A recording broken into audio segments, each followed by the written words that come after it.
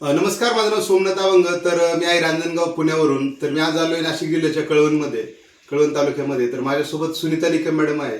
तर सुनीता मॅडमला रिहायश अमृत घ्यायच्या अगोदर काय प्रॉब्लेम होता आणि अमृत घेतल्यानंतर त्यांचा अनुभव काय आहे ते मॅडम तुम्ही तुमच्या तोंडाने सांगा आपल्या प्रेक्षकांना. मी जेव्हा आता 2 महिने झाले मला अमृत ज्यूस चालू करायला. माझ्या आधी डोक्यात नेहमी चक्कर यायचे, हातापायांना कळा लागायचा आणि सर्वात मोठा प्रॉब्लेम म्हणजे माझा ॲसिडिटीचा होता. तो ॲसिडिटीचा प्रॉब्लेम तर डायरेक्ट गायबच झाला. पण हातापायांना कळा लागणं थांबलं, डोकं दुखणं थांबलं आणि थोडंसं असं चक्कर यायची तेही थांबलं.